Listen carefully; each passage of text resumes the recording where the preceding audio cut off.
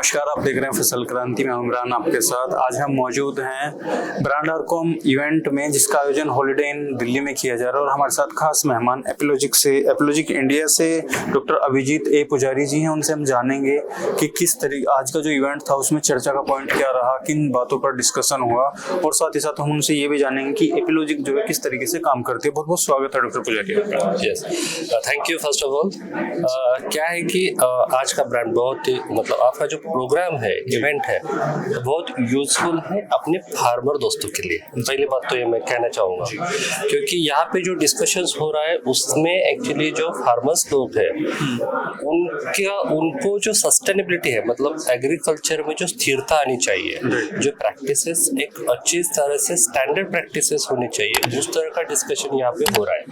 और ये अच्छी बात है कि यहाँ पे चैलेंजेस के ऊपर बात कर रहे हैं, सॉल्यूशंस के ऊपर बात कर रहे हैं, फार्मर को अवेयरनेस की बात कर रहे हैं, और दूसरी बात है कि balancing of chemical and biological pesticide के ऊपर बात कर रहे हैं। तो this is one of the actually a best thing कि जो भी केमिकल यूज कर रहे हैं उसकी मात्रा कम हो जाए और बायोलॉजिकल की मात्रा बढ़े, लेकिन उसका बैलेंसिंग करके ही जो ये एग्रीकल्चर इकोसिस्टम है उसका बैलेंसिंग यहाँ पे किया जाए। और उसके लिए क्या जरूरी है कि फार्मर को एजुकेट करना, जैसे कि कैसे उसको यूज किया जाता है, जो भी अपनी मिट्टी है, जो सॉइल है, उसकी हेल्थ कैसे बढ़ानी चाहिए। और दूसरी बात है कि जो अभी केमिकल की वजह से रेसिड्यू का प्रॉब्लम जो आता है वो टालने के लिए बायोलॉजिकल प्रैक्टिस में, जैसे कि बायो फर्टिलाइजर्स है, बायो स्टिमुलेंट्स है, बायो पेस्टिसाइड्स है, तो उसका अवेयरनेस बढ़ा के उसका यूटिलाइज करके वो मात्रा कैसे कम किया जाए, ताकि वो कंप्लाइंट जो है